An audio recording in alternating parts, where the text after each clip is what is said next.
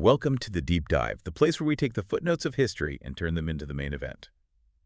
You know the name, Helen Keller. Oh, absolutely. If I say that name, immediately you think of Sullivan, a water pump, and the word water. Right. It is the essential American miracle story, the ultimate triumph of human resilience over seemingly insurmountable odds. And while that moment is, absolutely foundational to her legend, the unfortunate reality of history is that we often simplify and, frankly, sanitize our most complex heroes. That's it, exactly. We focus so intensely on the childhood struggle and we ignore the profound, often shocking adult life. Exactly. Our mission today is to unpack the life of Helen Adams Keller, who lived from 1880 to 1968, and to move far beyond that inspirational and, frankly, two-dimensional picture. We are diving deep into her profound political radicalism, her secret romantic life, and the complex philosophical views that made her not just a disability rights advocate, but one of the most controversial, dynamic, and closely monitored women of the 20th century. Yeah, and the sources we've gathered for this, they reveal a Helen Keller that very few people know. We're talking about the suffragist, the staunch pacifist, the Christian socialist. The unapologetic anti-capitalist. Absolutely. The active member of the IWW, the radical labor movement, and the person who, landed herself on the FBI's watch list for decades. For decades. This wasn't merely a figurehead. This was a revolutionary intellect operating at the cutting edge of progressive thought. It's just a stunning contrast to the image we usually hold. Just look at the academic credentials we often gloss over. Right. She wasn't just taught to communicate. She attended Radcliffe College, which was the academic pinnacle for women at the time, and at age 24 in 1904, became the first deafblind person in the United States to earn a Bachelor of Arts degree. And that degree wasn't some kind of honorary title. No. It was hard-won intellectual proof. And that success, that relentless determination, wasn't just deployed for her own benefit. Yeah. She immediately pivoted that energy toward advocating for the working class and marginalized people globally. It's true. Our journey today will cover the famous breakthrough, certainly, but then we're going to quickly transition to the extensive support system that sustained her for 70 years, her surprising political awakening and the backlash it caused, and the complicated legacy she left behind.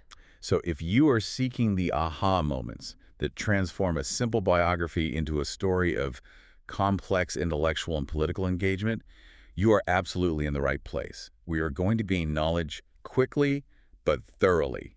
Let's unpack this incredible life, starting where it all began, her Alabama roots. Let's do it. So Helen Keller was born on June 27, 1880, in Tuscumbia, Alabama, at the family homestead Ivy Green. Right. And it's so important to establish this Southern elite background because it provides just vital context for the radical politics she would later champion. Oh, absolutely. Her father, Arthur Henley Keller, was a former Confederate captain and the editor of the local newspaper, the Tuscumbia North Alabamian. So a man of some local standing. And this wasn't just a military family. It was connected to the Deep South aristocracy. Her mother, Kate Adams Keller, was the daughter of a Confederate general, Charles W. Adams. Wow. So the family was part of the slaveholding elite before the Civil War, though the sources do indicate they had lost some of their status and wealth later, in the Reconstruction era.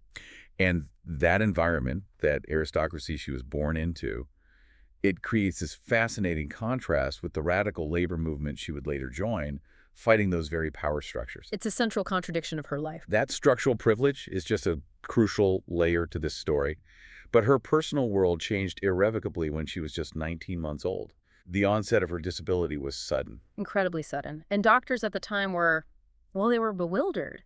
They described the unknown illness simply as an acute congestion of the stomach and the brain. Which tells you basically nothing. Exactly. Given the state of medicine in 1881, the diagnosis was vague, but the impact was devastating. It left her deaf and blind. Modern analysis, though, it offers a much clearer picture of what likely happened. It does.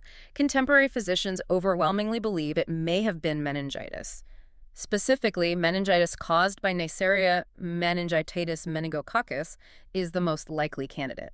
And what's the alternative theory? Well, it could have been Haemophilus influenza. But, and this is a big but, that carried a devastating 97% juvenile mortality rate at the time. So the fact that she survived. The fact that she survived suggests meningococcal meningitis was the more probable cause. It's a horrific condition, and the sources show that she described the aftermath of this illness as being at sea in a dense fog.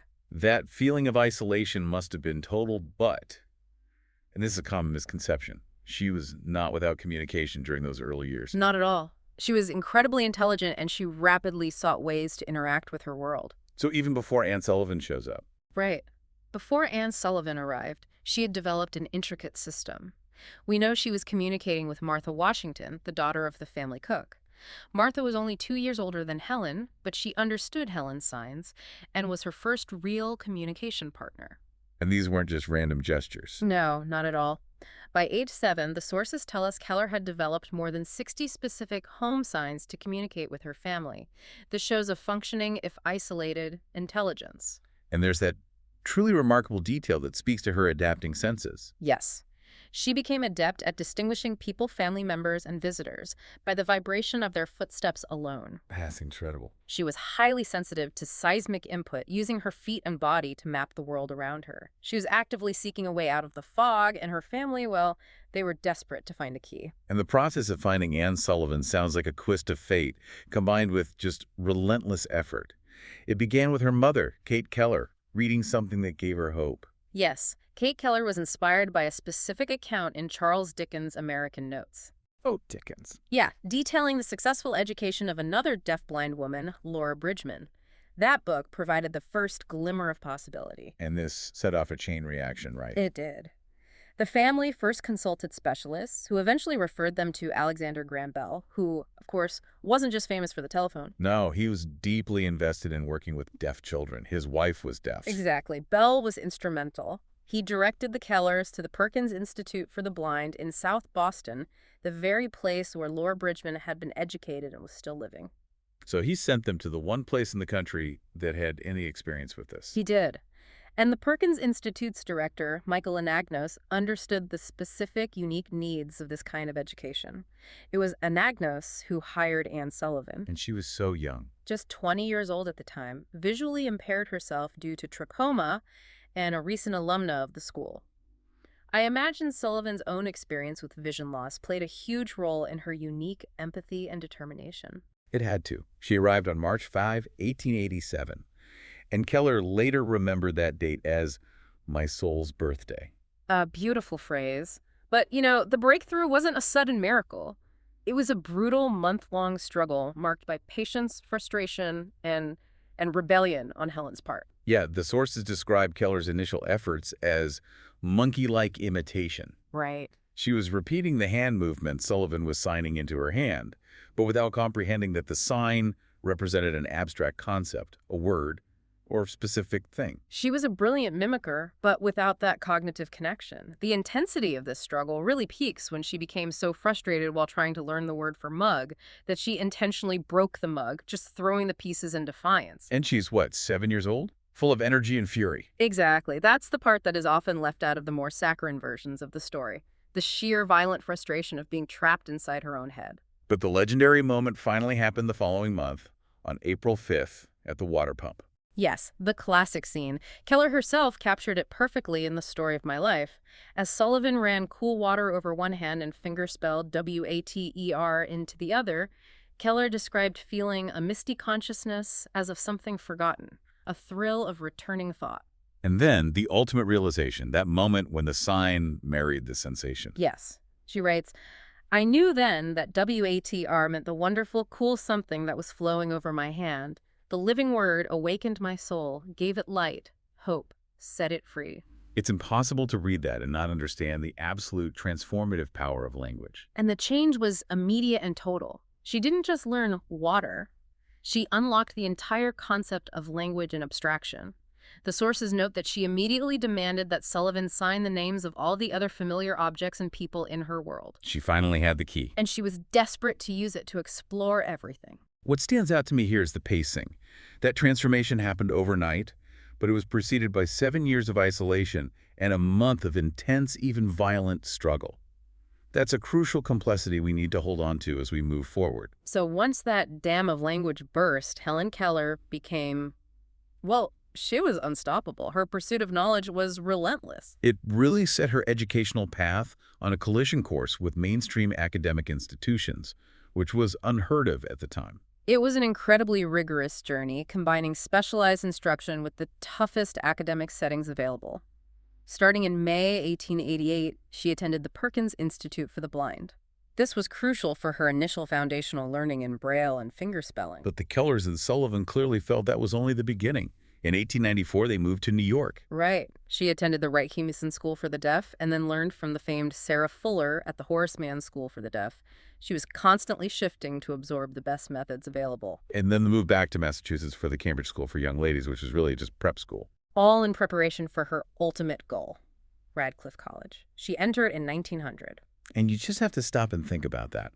To enter an elite institution like Radcliffe as a deafblind woman in the early 20th century, and then to graduate in 1904 as a member of Phi Beta Kappa, the Academic Honor Society, It's truly an achievement that should rank among the highest intellectual feats of her generation. it's exceptional, but it underscores the cost of her education, which brings us back to that privilege component we mentioned earlier.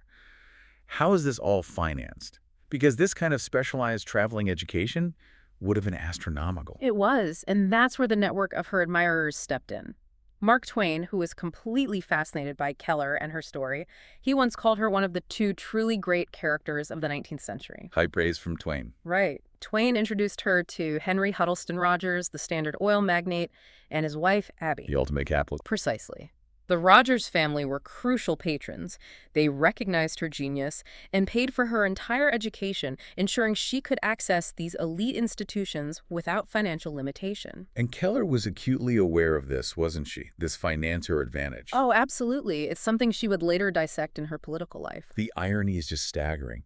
She had the backing of one of the richest men in America, which allowed her to become one of the fiercest critics of American capitalism.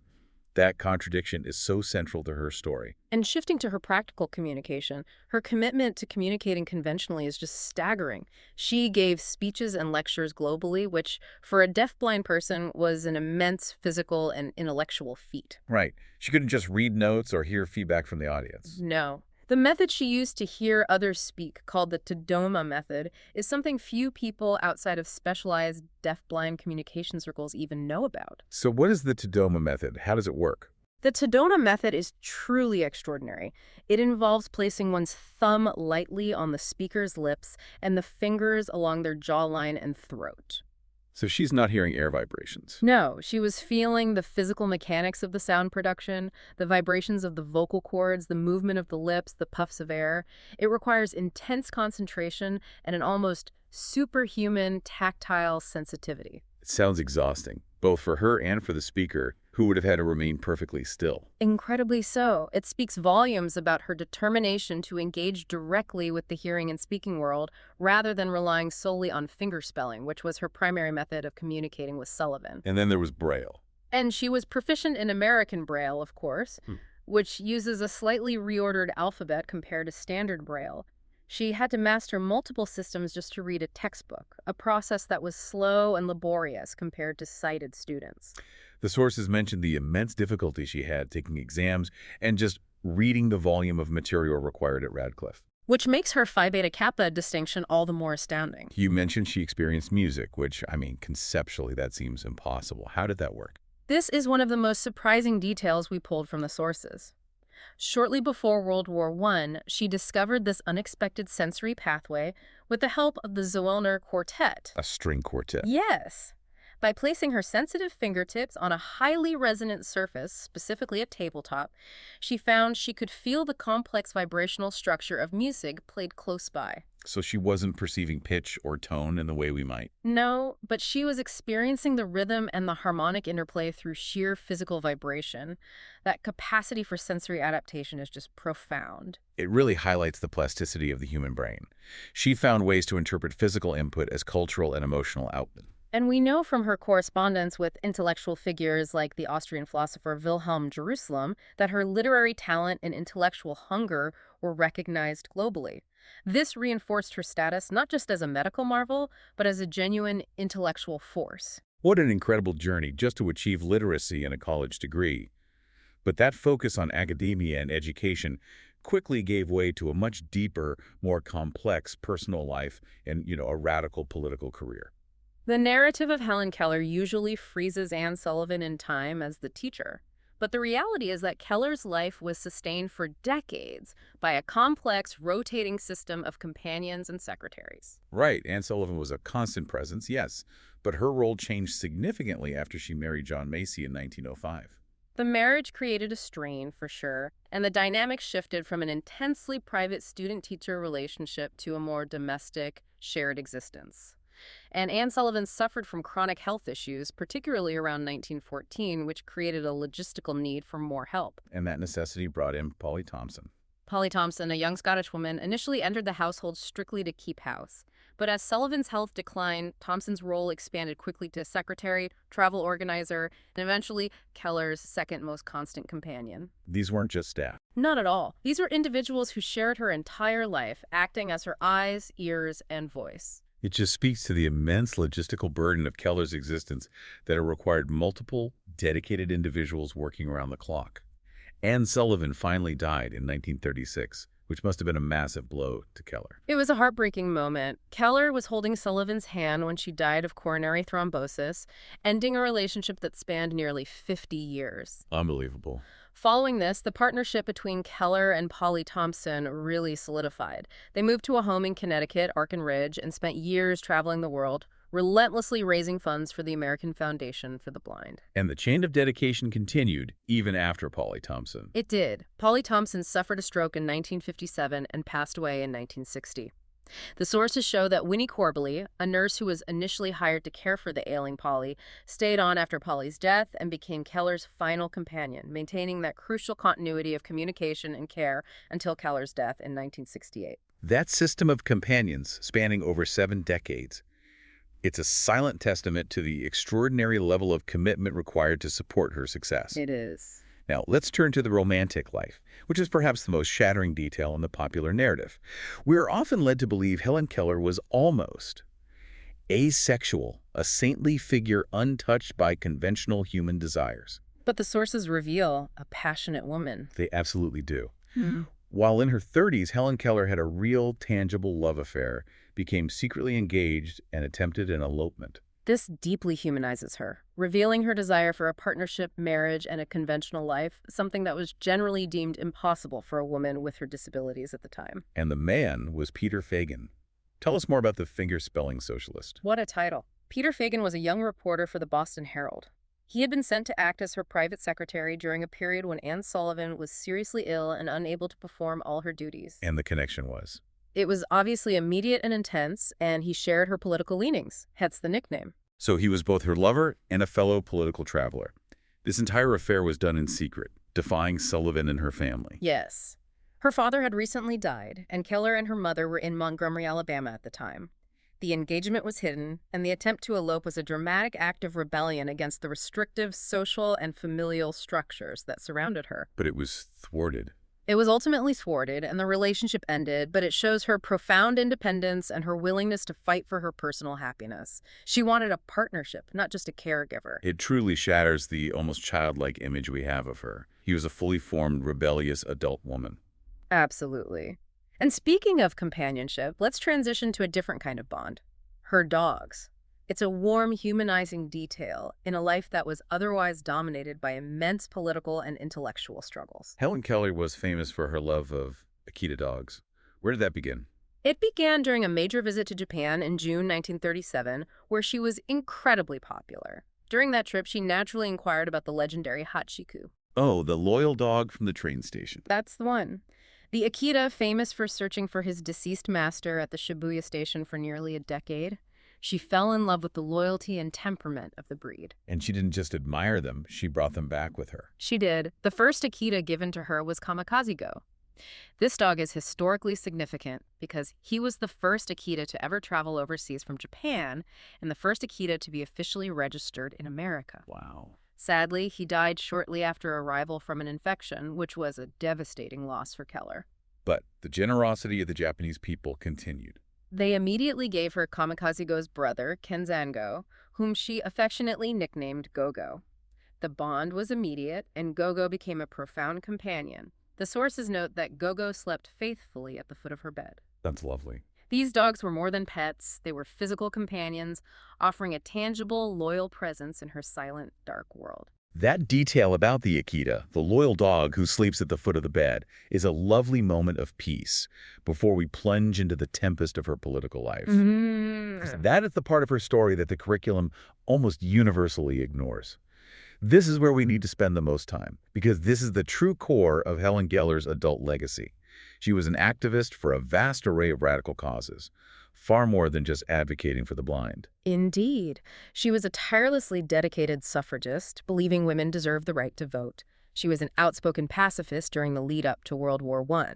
She supported the nascent birth control movement, and she was an ardent Christian socialist. And in 1915, she co-founded Helen Keller International, HKI. Right, which is focused on research and advocacy in vision, health, and nutrition worldwide. Still operating today. And her commitment wasn't just limited to white progressive circles. In 1916, she sent money to the NAACP, expressing her profound shame over the Southern, unchristian treatment of colored people. Coming from a privileged Southern background, that public statement was a huge ideological leap. And she helped found organizations that shape American civil liberties to this day. In 1920, Helen Keller was a founding member of the American Civil Liberties Union, the ACLU. A founding member. She was instrumental in establishing the framework for free speech and political rights in the U.S. So she's supporting civil rights, women's rights, and free speech. But her political core was fundamentally rooted in socialism. When did she make this commitment? She formally joined the Socialist Party of America, the SPA, in 1909. For the next decade, she actively campaigned, lectured, and wrote in support of the working class, backing SPA candidate Eugene V. Debs in his presidential campaigns.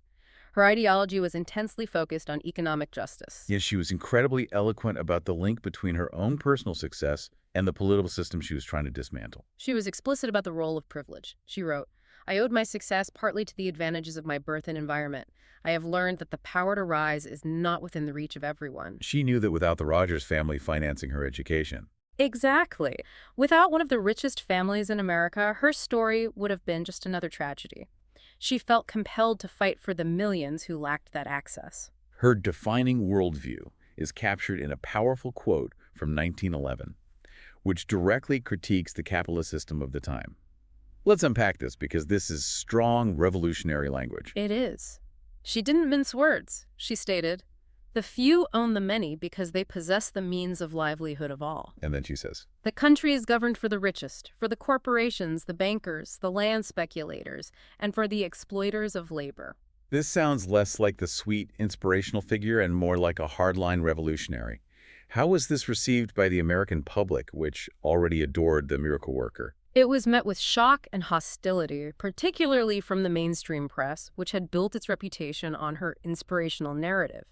She was challenging the very foundation of American economic identity. She wasn't just criticizing, she was offering a diagnosis of class warfare. And she continues, connecting economic disparity directly to fundamental human rights, which is often a socialist hallmark. She said, "The majority of mankind are working people.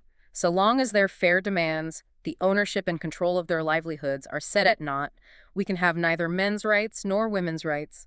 The majority of mankind is ground down by industrial oppression in order that the small remnant may live in ease. To Keller, the personal fight for dignity was inseparable from the political fight for economic ownership. But she even found the Socialist Party of America too slow in their progress, correct? She wanted more action. That's right. By 1912, she felt parliamentary socialism, working through the existing political system, was sinking in the political bog. She needed more immediate direct action, so she upped the ante and joined the Industrial Workers of the World, the IWW. The Wobblies. The Wobbly. And the IWW was extremely radical compared to the SPA. What distinguished them and why did she join them? The IWW advocated for industrial unionism. They believed all workers should organize into one single union, regardless of skill or trade, and they focused on direct action strikes, boycotts, and eventually the revolutionary overthrow of the wage system. So anti-capitalist, anarcho-syndicalist in spirit. Completely. Dedicated to fighting the bosses head-on, she wrote articles for the IWW between 1916 and 1918. This move is crucial. And the deepest motivation for her shift ties back directly to her work on disability, creating an intellectual loop that informed her entire radical philosophy. This is the aha moment that connects the two narratives. In her essay, Why I Became an IWW, she explained that when she was appointed to a commission to investigate the conditions of the blind, she realized that blindness wasn't just a random misfortune or an act of God. So what was the real cause, in her view? She realized that too much of it was traceable to wrong industrial conditions, often caused by the selfishness and greed of employers. She wasn't just talking about accidents, she was talking about systemic poverty. And she provided a specific, heartbreaking example of this connection. She did, she cited. And the social evil contributed its share. I found that poverty drove women to a life of shame that ended in blindness. And the social evil. In early 20th century public health discussions, that was the common euphemism for prostitution. The sources confirm that one of the leading causes of blindness at the time was untreated syphilis, an infection often associated with prostitution, which could be passed from mother to child during birth. So she saw that preventing blindness wasn't just about charity or medicine. It was about ending the industrial poverty that forced women into situations leading to devastating preventable disease. Exactly. She was using her disability platform to critique the entire economic structure of America. She also specifically cited the 1912 strike of textile workers in Lawrence, Massachusetts, the Bread and Roses strike, as a key factor instigating her public support for the IWW. And this radical stance immediately provoked a furious media backlash. The press, which had built her up as an icon of resilience, turned on her with remarkable speed when her politics became inconvenient. It was vicious. The editor of the conservative Brooklyn Eagle famously attacked her, calling attention to her disabilities and implying that she was especially liable to error in her political judgment precisely because she was blind and deaf. The implication being that her sensory limitations made her intellectually unfit for political discourse. Yes. And Keller's response was immediate and absolutely devastating. She used sarcasm brilliantly. She wrote, "At that time, the compliments he paid me were so generous that I blushed to remember them. But now that I have come out for socialism, he reminds me and the public that I am blind and deaf and especially liable to error." She just throws it right back at him. She does, and then she continues, "I must have shrunk in intelligence during the years since I met him. Oh, ridiculous, Brooklyn Eagle. Socially blind and deaf, it defends an intolerable system, a system that is the cause of much of the physical blindness and deafness which we are trying to prevent." She didn't just defend herself. She diagnosed her opponent. She accused the editor and the capitalist press of being socially blind and deaf to the suffering of the working class. That exchange is a perfect demonstration of her intellectual sharpness and her political courage. And a woman who made such inflammatory political statements, especially joining an organization as radical as the IWW, was naturally a target of government monitoring during the era of rising anti-socialist paranoia. She was a threat. She certainly was. The sources confirm that as a result of her advocacy and associations, Helen Keller was placed on the FBI's watch list. Her files reflected pertinent information concerning her, dating well into the 1950s. So the U.S. government took her political activities seriously enough to track her for decades. It's a powerful reminder that the beloved figure on the coin was once considered a threat to the state. Keller's impact extended beyond the lecture hall and the protest line. She was a major literary figure. She wrote 12 published books and numerous articles and speeches on wildly diverse topics, ranging from the necessity of labor reform to detailed essays on her beloved dogs. Her most famous work, The Story of My Life, written while she was still a college student, came out in 1903 and recounted her life up to age 21. It was an instant classic. And then The World I Live In came out a few years later. Yes, in 1908. And that one provided readers with a unique sensory perspective, offering profound insight into how she mapped and experienced her world through touch and smell. And her political convictions were published, too. Oh, yeah. Out of the Dark in 1913 was a clear collection of essays explicitly focused on socialism, providing a deep look into her economic and political motivations. She used her fame to broadcast radical ideas. But before she became the radical, though, she faced a very early controversy regarding one of her first writings. That's right. When she was just 11, in 1891, she wrote a piece called The Frost King. It was later alleged to be plagiarized from Margaret Canby's short story, The Frost Fairies. And this caused a huge scandal at the Perkins Institute. It did. An investigation was launched, and the findings suggested she had experienced cryptomnesia. Which is what, exactly? It's a phenomenon where a memory resurfaces without the context of where it was originally learned. She had heard the story read to her, forgotten the source entirely, and genuinely believed the story was her own creation. It's a fascinating detail that reminds us of the unique challenges of source identification and memory for someone whose primary input was through interpretation by others. Let's shift to her spiritual life, Yeah. which underpins much of her humanitarian work. She was a dedicated Swedenborgian. Right. What exactly does that mean? Swedenborgianism is based on the teachings of Emanuel Swedenborg, an 18th century scientist and Christian theologian. Keller dedicated her spiritual autobiography, My Religion, from 1927 to this faith. It was later reissued as Light in My Darkness. And what was the core difference in this denomination? Well, the central tenets include the belief that the second coming of Jesus Christ had already taken place, not physically but spiritually, in the form of a new understanding of Scripture. And Swedenborgians focus heavily on uses, meaning practical service to humanity, and divine providence. Keller described providence as the government of God's love and wisdom and the creation of uses. This focus on practical service strongly informed her political life. So it emphasizes doing good work in the world, which aligns perfectly with her activism. Precisely. She asserted that one's specific religious creed didn't matter so long as he is faithful to his ideals of right living. It speaks to a deeply universalist philosophy underlying her Christian socialism. And there's that wonderful anecdote. Yes. When she was introduced to Christianity, she famously said, "I always knew he was there, but I didn't know his name." It suggests a spiritual awareness that preceded formal instruction. Before we move to the most difficult part of this section, let's highlight a truly monumental, positive achievement in public health advocacy, completely separate from her radical politics. This is a huge, unheralded success. In 1907, Keller wrote an article titled Unnecessary Blindness, which was published in the Ladies' Home Journal, one of the most widely read magazines in America. And what was the simple but critical public health measure she championed? She advocated for washing the eyes of every newborn baby with a disinfectant solution, specifically a silver nitrate solution to prevent childhood blindness. At the time, infections like neonatal conjunctivitis, often caused by the transmission of gonorrhea or syphilis during childbirth, were a leading cause of blindness in infants. And very few doctors were doing this. Only a fraction of doctors and midwives were using this prophylactic measure. So because of her fame and the weight of her authority on the subject of blindness, her advocacy had massive influence. The sources confirmed this was a massive public health triumph. Thanks directly to Keller's prominent advocacy, this measure was swiftly and widely adopted across the United States. She saved the sight of countless people who would otherwise have faced the same challenges she did.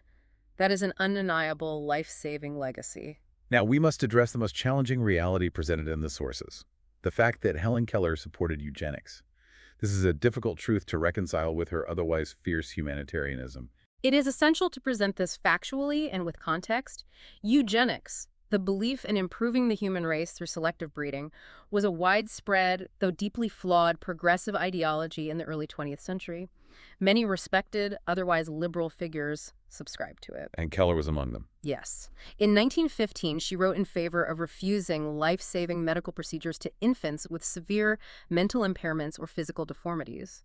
She stated her concern that these children's lives were not worthwhile and expressed concerns that they would likely become burdens on society or even criminals. She also voiced concern about human overpopulation, Which was another common eugenic concern. This stance is deeply contradictory to her work to prevent blindness and advocate for the disabled. It creates an almost unbearable complexity in her character. It does. She was a humanitarian dedicated to empowering the disabled community, yet she embraced eugenic concepts that we now recognize as profoundly discriminatory and dangerous. We have to hold both truths simultaneously. Exactly. Her role as a tireless advocate and her acceptance of these deeply problematic views that were prevalent even among progressives in her era.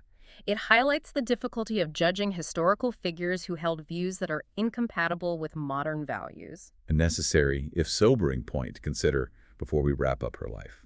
Following World War II, Keller dedicated herself entirely to global advocacy. She leveraged her international fame and her passion for humanitarian causes, traveling to 35 countries between 1946 and 1957. That is an immense undertaking, especially in that era. focusing on the needs of the blind community around the world. She was a global celebrity, meeting every U.S. president from Grover Cleveland to Lyndon B. Johnson. She was also friends with figures like Charlie Chaplin and Mark Twain. She truly occupied the highest tier of intellectual and social circles worldwide. She spent her final years at her beloved home, Arkin Ridge, in Easton, Connecticut, following a series of strokes that began in 1961 and slowed her relentless pace. But the world continued to recognize her immense contributions. On September 14, 1964, President Lyndon B. Johnson awarded her the highest civilian honor in the land, the Presidential Medal of Freedom. She was also inducted into the National Women's Hall of Fame in 1965 and the Alabama Women's Hall of Fame in 1971. Helen Keller died peacefully in her sleep on June 1, 1968, at the age of 87. Her body was cremated and her ashes were buried at the Washington National Cathedral, placed alongside her two constant companions, Anne Sullivan and Polly Thompson.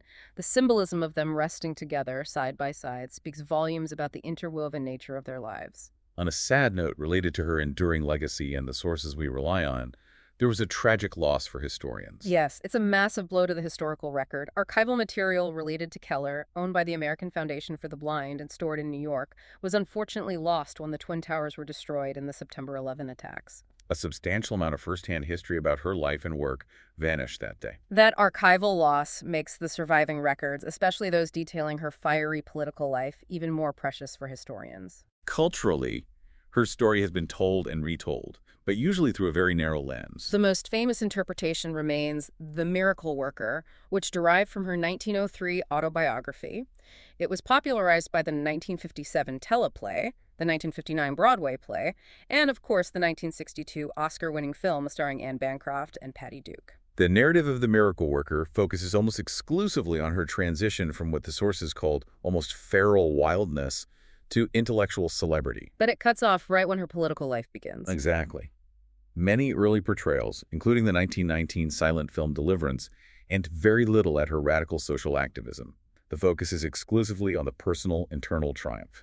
It's worth noting that the 2000 Disney remake, at least, briefly acknowledged her activism in the credits, attempting to close that historical gap. But her impact resonated globally, inspiring works outside of the American sphere, such as the 2005 Bollywood film Black. She also featured in the 1954 Academy Award-winning documentary Helen Keller in her story, which was added to the National Film Registry in 2023, confirming its lasting cultural value. And posthumously, her stature only grew. In 1999, she was listed 5th in Gallup's most widely admired people of the 20th century and was named one of Time's 100 most important people of the 20th century.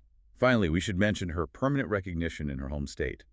Her native state of Alabama honored her in 2003 on its state quarter, which is the only circulating U.S. coin to feature Braille.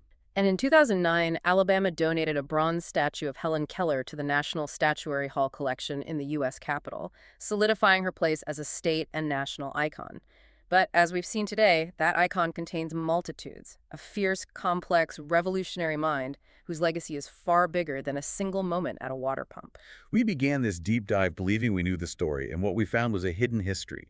We traveled from the trauma of her infancy to the triumph of the water pump. Through a passionate secret engagement with the finger-spelling socialists. And into her tireless intellectual life as a socialist, IWW member, and public health pioneer. We saw a woman who owed her personal success to the incredible advantages of her privileged birth, but who leveraged that status to become a furious fighter against the industrial oppression that paid for it. Her most profound insight was connecting the physical blindness she fought against to the societal blindness of poverty and exploitation.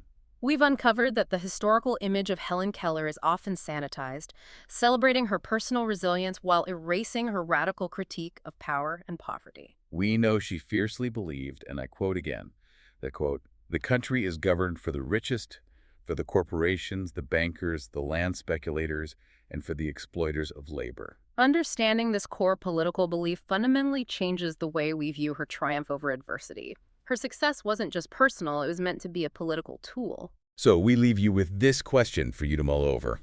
If Helen Keller, the subject of one of America's most beloved inspirational stories, was actually a fierce anti-capitalist who was monitored by the FBI for decades, What other historical figures might have equally complex, hidden political lives, obscured by our desire for simple, digestible, inspirational narratives? When we sanitize history to celebrate resilience, what critical lessons about social justice and systemic change do we sacrifice? Something to think about long after this deep dive is over.